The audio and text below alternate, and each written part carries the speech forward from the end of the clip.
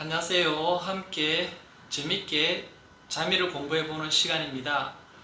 오늘은 저번 시간에 자미두수 전설에 대해서 간략하게 말씀을 드렸는데 각각의 별들에 대해서 좀 더 정리를 하면서 다양한 것들을 알아보도록 하겠습니다. 자미두수잖아요. 자미라는 별을 중심으로 이 두자가 형량을 뜻합니다. 그리고 수라는 것은 뭘 추산하다, 산장하다는 뜻이 있잖아요.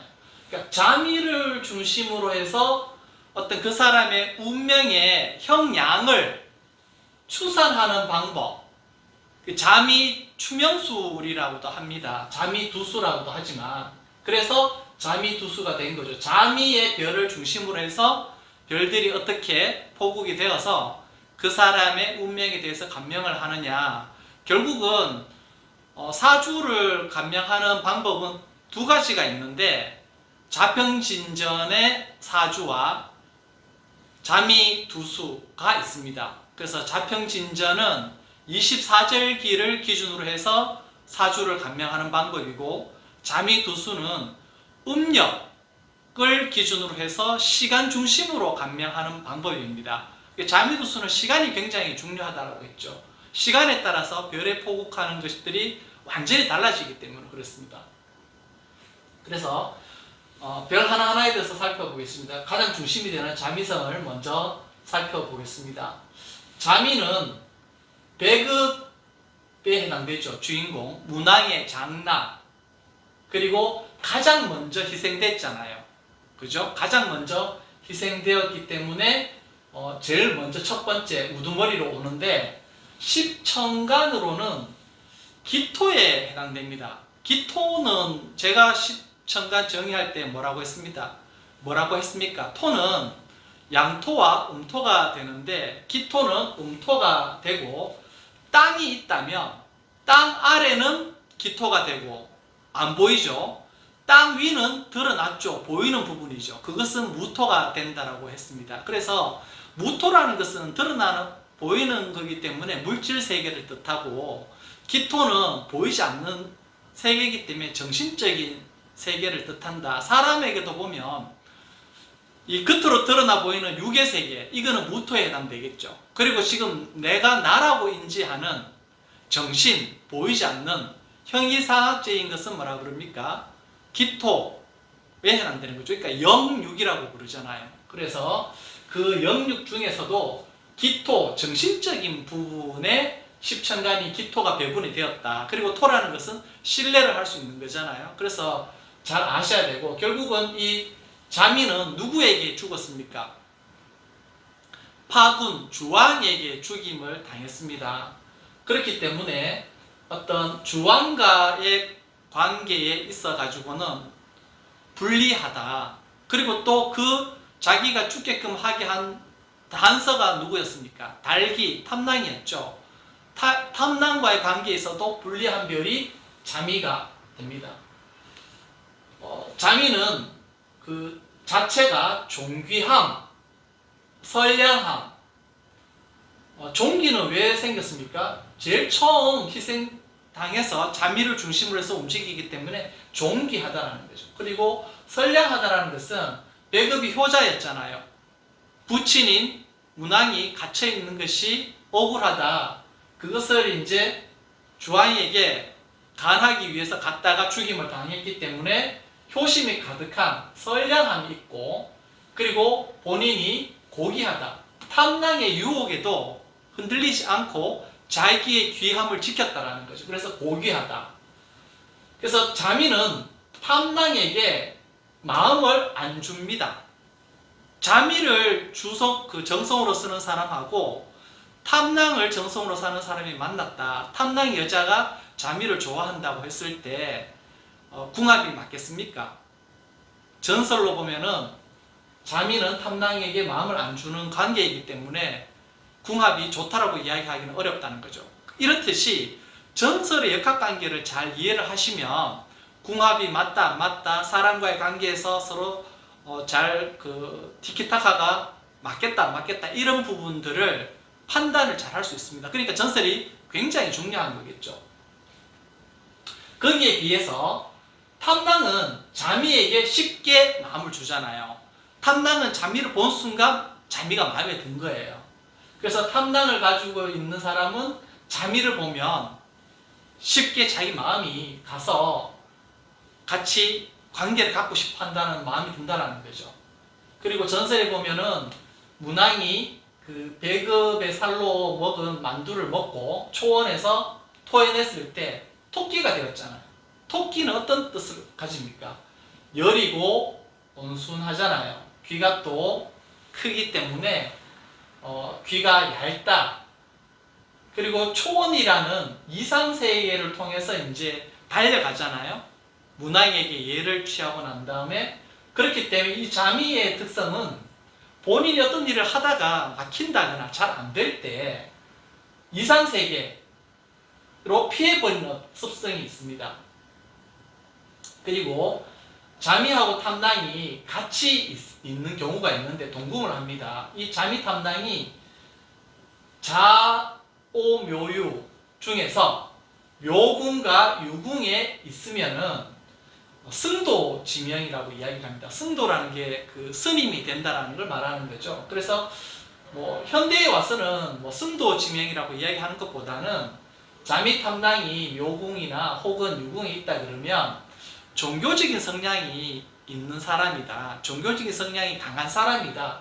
이렇게 보시면 될 것 같고, 묘궁과 유궁이 있다 하더라도 그 묘궁과 유궁의 다른 잡성들 중에서 도화에 해당되는 어떤 별들이 있습니다. 그것들이 함께 동궁을 할 때는 또 어떻게 흐른다? 도화 쪽으로 흐를 수도 있습니다. 왜냐하면 탐낭이 자미에게 사귀자, 우리 연애하자 이렇게 했는 관계잖아요.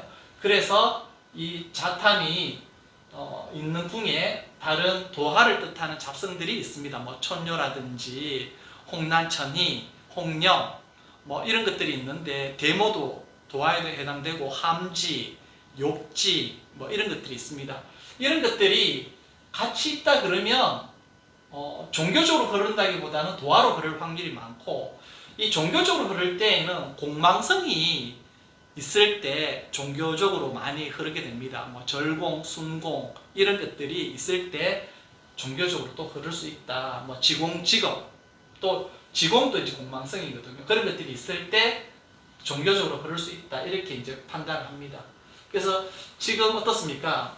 배급이라는 걸 알았고, 기토라는 것은 저번 시간에 말씀을 드렸습니다만은 자미 탐낭과의 관계만 간단하게 언급을 했는데, 그런 부분을 어떤 유추해서 별들과의 관계에 대해서 상세하게 이제 제가 말씀을 드린 거죠. 이제 이런 부분들이 각각의 별들에 대해서 파악을 하셔야 된다는 거죠. 그리고 천부성은 자미성, 북두의 주성 자미성이고요. 남두성의 주성이 천부성입니다. 그러니까 북두성이 있고 남두성이 있습니다. 그런데 북두성 중에서 주인 역할을 하는 게 북두주성이거든요. 그래서 자미성은 북두주성에 속하고, 남두성 중에서 주성을 하는 게 천부성입니다. 그래서 제가 짝을 지어서 천부성을 나타냈는데 십천간에서도 무토가 됩니다. 겉으로 드러난 부분. 그래서 여기 기토는 정신적인 분야고 무토는 길러내는 부분, 물질적인 분야라 그랬죠. 그래서 육체에 나타낸다 그러면 육체가 되고 정신이 되기 때문에 영육이 된다. 영육이 결국은 나 자신이지 않습니까? 나 자신을 나타내는 가장 좋은 별이 자미성과 천부성이 되는 겁니다. 그리고 이 천부성은 파군, 주왕의 그 아내인 강황후에 해당됩니다. 이 강황후는 주왕의 정실 부인으로 원래 부자입니다. 좋은 집안의 가문의 여식이었기 때문에 원래 부자이고, 그 재능이 있었고, 원래 부자, 재부라 하더라도 이게 원래 부자이기 때문에 좀 보수적인, 부를 지키려고 하는 성향이 많고 인품이 자비가 많습니다. 그런데 이 강황후가 파군의 주왕의 애첩인 달기에 의해 가지고 달기의 시기 질투심에 의해서 결국은 달기 손에 죽게 됩니다. 그렇기 때문에 이 천부는 탐낭이란 관계에서 탐낭이라는 관계에 있어서 손실을 볼 수밖에 없는 그런 구조가 됩니다. 그리고 이게 결국은 주왕, 파군이 천부를 버렸잖아요. 죽게 했잖아요. 그러니까 어떻게 됩니까? 남편을 얻더라도 남편이 무능해질 수 있다. 그리고 나중에 남편이 바람을 피운다. 왜? 남편인 주왕이 애첩인 달기를 받아들였잖아요. 그러니까 천부성을 가지고 있는 여자명 같은 경우에는 사실 좀 중후한 맛은 있죠, 무토가. 그런데 애교가 있다고 보기는 힘듭니다. 그리고 남편 복이 그렇게 있을 것 같지는 않다라는 거죠. 좀 고독하겠죠. 주성은 전부 다 고독합니다. 자미도 북두 주성이기 때문에 좀 고독한 부분이 있고요. 천부성도 남두 주성이기 때문에 고독한 부분이 있습니다. 왜냐하면 황제와 황후를 뜻하거든요. 황제와 황후는 자기가 제일 높은 위치에 있는 사람들이잖아요. 그렇기 때문에 모든 문제를 본인이 알아서 처리해야 되는 부분이 있기 때문에 고독한 부분이 있습니다. 그리고 천기성을 한번 볼까요? 천기성은 그 전설에서는 강태공을 이야기합니다. 십천간에서는 을목이죠. 을목은 사람과의 관계를 조율을 잘하는 어떤 그러한 특성을 가지고 있고 제 지방의 그 시조가 됩니다. 옛날에 제 나라의 시조가 강태공이 되는 거죠. 그래서 이 천기성은 지혜를 관장을 하고요. 그 군사였잖아요, 그죠? 문왕과 무왕의 군사였기 때문에 망료 어떤 제2인자의 자리에는 맞지만은 CEO 대표를 하는 것은 맞지 않습니다. 그리고 강태공은 68세에 그 자기 아내 마천건과 이혼을 했거든요. 그래서 이혼한 후에 문왕을 만났고 무왕에게 그 무왕 시대에 빛을 발했기 때문에 늦게 자기가 피었단 말이죠. 그래서 만반하는 대기만성형의 어떤 그런 특성이 있고 이 강태공은 곤륜산에서 선도를 수련했다 이런 말들도 있습니다. 그래서 선도라는 게 뭡니까? 뭐 종교적이고 철학적이고 심령술, 역학, 뭐 정신과학, 초심리학 이러한 부분에 관심이 굉장히 많은 별의 특성을 보인다.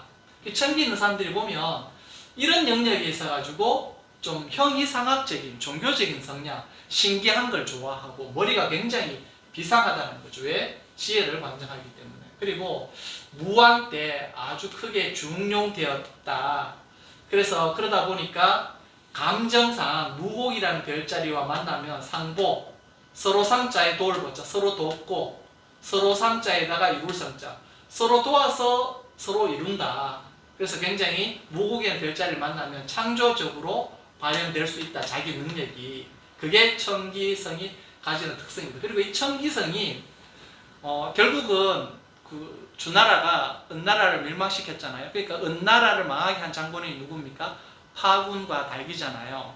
그리고 염정, 간신이잖아요. 그래서 이 강태공이 간신을 굉장히 싫어합니다. 그래서 염정의 목을 날려버리고 또 달기도 죽여버립니다. 그리고 파군은 자기가 뭡니까? 궁지에 몰리니까 스스로 몸에 기름을 붓고 분신 자살을 합니다. 그렇기 때문에 파군이라든지 탐낭, 염정은 천기라는 별자리에게 상대가 안 되겠죠. 그런 역학관계를 아시면 되겠고 천기는 무왕 때 빛을 발했기 때문에 무곡이라는 별자리하고는 잘 맞을 수 있다라고 이제 통변을 한다는 거죠. 그런데 이런 부분들은 뭐 전서상에서 그렇게 이제 비유를 해서 그렇긴 한데 실질적으로 천기가 무곡과 잘 지낸지 안 지낸지는 경험치로 해서도 한번 보실 필요는 있습니다. 저는 뭐 무곡과 잘 지낸다라는 부분에 있어서 좀 반신반의하는 편이거든요. 그래서 무조건 책에 나와 있다고 해서 다 믿지는 마시고 실질적으로 그 명반과 명반을 보고 사람과의 관계에서 어떤 식으로 흘러가는가를 파악을 하시고 이런 부분들을 참고사항은 될 수 있지만 이게 절대적이라고 말씀을 드리기는 곤란하다고 저는 말씀드리고 싶습니다. 그리고 강태공의 그 와이프가 누굽니까? 아내가 마천금이잖아요. 그래서 네 번째 거문성을 짝을 지어서 말씀을 드립니다. 이 거문성 마천금은 악체이긴 하지만은 십천간에서 축토의 지장간에 해당되는 개수, 신금, 기토, 개신기의 비유가 됩니다. 그래서 축토를 가지고 있는 분들이 보면 축월에 태어났다라 축시에 태어나신 분들 보면 굉장히 종교적이고 철학적이고 좀 독특합니다. 그리고 사물을 바라보는 관점들이 굉장히 냉철하고 겉으로 드러나지 않는 그 이면의 것들을 살피는 능력이 탁월하거든요. 그래서 종교인들도 많고요. 그렇기 때문에 전설상에서는 마천금이 뭐 부정적인 부분, 악철에서 나타나긴 했지만은 실질적으로 우리가 통변하는 부분들에 있어서 거무는 암, 어두움을 주관한다라고 하긴 하지만은 왜 그렇습니까? 자기 신랑인 강태공이 같이 살 때 운이 펴지 않았거든요. 그렇기 때문에 남편 운을 파괴하는 여성의 비유가 됐기 때문에 어두울 암자 해서 어두움을 주관하는 별이라고 하는데 지금 지장간 개신기에 비유된 걸로 봤을 때는 반드시 그렇게 어두운 분만을 부각시킬 것은 아니다. 개수가 가지고 있는 특성, 신금이 가지고 있는 특성, 기토가 가지고 있는 특성, 이런 세 가지의 특성을 모두 아울러서 가지고 있는 별자리이기 때문에 굉장히 중요한 별자리가 될 것이다. 그리고 68세에 강태공이 요구해서 이혼을 했습니다. 그리고 강태공이 성공을 해서 은나라를 멸망시키고 제나라로 금의 환양을 할 때 강태공의 금의 환양하는 그 행렬을 마천금이 멀리서 보게 됩니다. 그래서 강태공이 자기를 봐달라고 그 가는 길에 앞에서 이제 눈에 띕니다. 마천금이. 그러자 강태공이 그 행렬을 세우게 합니다. 세우게 하고 마천금이 있는 앞에서 옆에 있는 사람한테 물주전자를 가지고 오라고 합니다. 그래서 가지고 온 물주전자를 이제 없습니다. 그러면 어떻게 될까요? 물이 땅에 쏟아지잖아요. 그 물주전자를 마천금에게 주면서 쏟아진 물을 담아보라고 이야기합니다. 그러니까 담을 수가 없잖아요. 그때 강태공이 한 말이 뭐냐면 쏟아진 물은 다시 주워 담을 수 없다. 결국은 요원해서 끝났는데 너와 나는 거기서 인연이 끝났다. 다시 회복 불가능하다. 그러한 것을 이제 이야기를 하고 지나가 버렸습니다. 그러자 마천금이 어떻게 했냐면은 자살을 했습니다. 마천금이 자살을 했단 말이에요. 검문성이. 그래서 이 검문성 자체에 어떤 의미가 있냐면은 자살했다는 의미가 있습니다. 물론 자살하려 그러면 원인이 있어야 되겠죠. 잡성들 중에서 육살성이 있습니다. 육살성이 경량타락. 지금 처음 들으시지만 나중에 계속 들으실 거예요. 경량타락 합쳐서 양타라 그럽니다. 그리고 화성영성 짝성이거든요. 경량타락도 서로 짝성입니다. 영성이라 그럽니다. 영성. 화령이라 그럽니다. 화성과 영성을 짝을 화령이라 그러거든요. 화령. 살성이 되고, 그리고 또 지공과 직업, 공급이라 하기도 하고 겁공이라 하기도 합니다. 그래서 이 6개의 별들을 육살성이라고 합니다. 이 육살성을 만나면 자살할 수 있다. 여기 보면 제가 거화양이라고 적어놨죠. 거문이 화성과 경량을 만난다. 화성과 경량을 만나면 거화양 조합이 되는데, 이 거화양 조합이 되면 몸에 달아서 자살한다라는 말들이 책에 있습니다. 그래서 근데 지금 현재 통변하실 때는 그렇게 하지 마시고 목을 매달아서 죽고 싶은 심정이 생길 만큼 그만큼 힘들다라고 통변을 하시면 될 것이다. 그런데 이런 고비가 거문을 가지고 있는 사람에게는 언젠가 한번 올 것이다. 그런 고비의 순간이. 그래서 본인에게 본인 명반의 명궁이라든가 이런 부분에 거문성이 있을 경우에는 힘든 시기가 올 것이니까 그 힘든 시기를 잘 넘기면 뒤에 대기만성할 수 있기 때문에 이런 고비를 잘 넘기자, 그런 이제 조언을 드립니다. 그래서 이 거문은 신금, 기토가 정신적인 부분이고 신금은 핵심이잖아요. 그죠? 핵심이잖아요. 씨앗이잖아요. 모든 만물들은 씨앗에서 발화를 하잖아요. 그렇기 때문에 그 중심 핵심을 잘 파악을 한다는 거죠. 이 씨앗이 발화를 하려고 그러면 개수, 어머니에 해당되는 보살핌이 있어야 되잖아요. 그래서 어머니에 의한 보살핌에 의해서 그 보이지 않는 영역에서 본인이 나아가기 위해서 준비를 하고 있는 그러한 형태가 거문성의 의미가 되는데 이 신금, 씨앗, 옳고 그른지 시비를 관장하고요. 그리고 어떤 의심이 많고 기토가 보면 어두운 영역이잖아요. 그렇기 때문에 의심이 많습니다. 그리고 개수는 보면은 모친이 어떻게 뭡니까? 많이 양육을 하고 오지랖이 넓잖아요. 많은 부분에 신경을 많이 쓰잖아요. 두루두루. 그래서 말 많음, 그죠? 그 다음에 승부근성이 강하다. 이런 특성들이 있습니다. 그리고 이 육살성이 나쁜 거 아닙니다. 살성이 붙어서 이게 굉장히 나쁘구나 이래 보시면 안 되고 그 이공계 계통 쪽에 기술 분야 쪽에 탁월하고 예술, 예능 이런 쪽에 탁월한 재주가 있을 확률이 높습니다. 육살성을 가지고 있으면. 그러니까 뭐 그 육길성이라고 해서 무조건 좋은 것도 아니고요. 육살성이라고 해서 무조건 나쁜 것도 아닙니다. 어떤 명방 구조상에서 어떠한 구조적으로 특성을 나타내는가에 따라서 달리 나타나기 때문에 무조건 단편적으로 살성이 붙으면 나쁘다, 길성이 붙으면 길하다 이렇게 판단하실 건 아니라는 겁니다.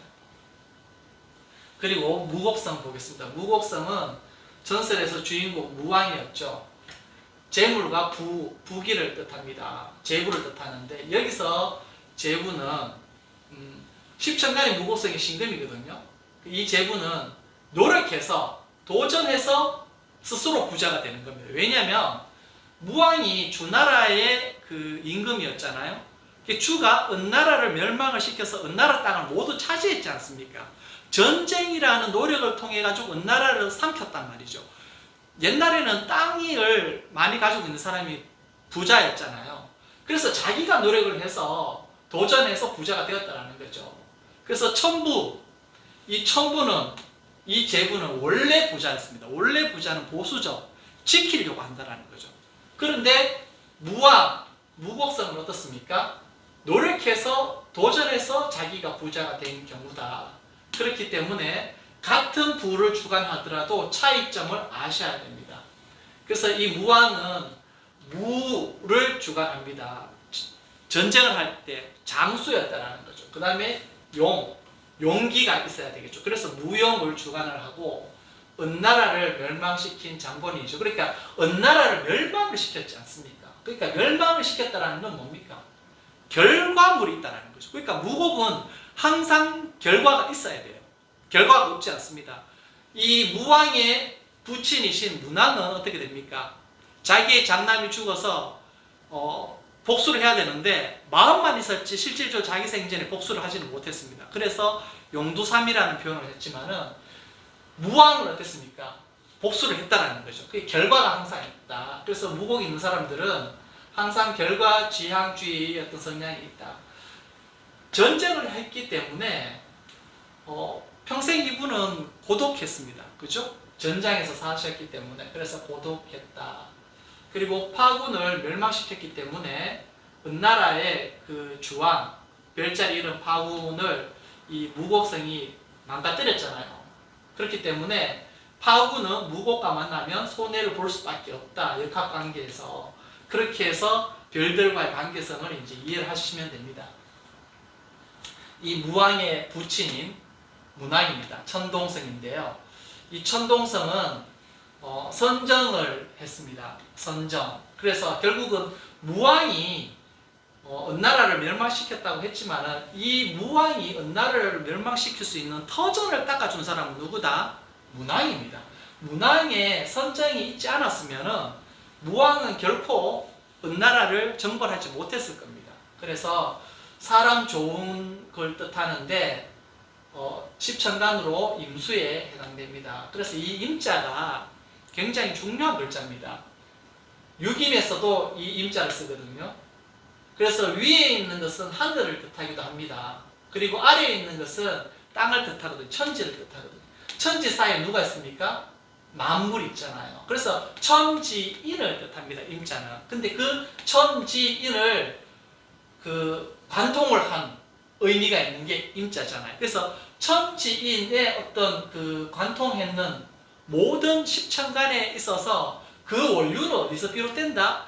임수에서 시작을 한다는 거죠. 천진 삼재를 가장 잘 나타낸 십천간 글자를 꽂으라면 임수가 됩니다. 당연히.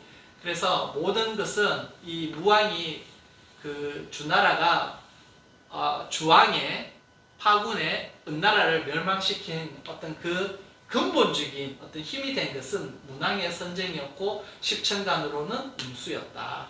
그래서 문왕은 덕이 있었기 때문에 이 문왕이 주관하는 것은 복을 주관합니다. 복을 주관하고 인사관계를 조화롭게 했고 융합을 잘 하셨던 분이었고 융화와 온순을 뜻하시는 분입니다. 그리고 글자에도 보면 문자, 걸을 문자가 있잖아요. 문에 능한 왕이었지 무에 능한 왕은 아니었다는 거죠. 왜 그렇습니까? 문왕은 주역에 있어서 주역의 괴명, 그 다음에 괴사를 만드시고 64개의 순서를 정하신 분이 문왕이십니다.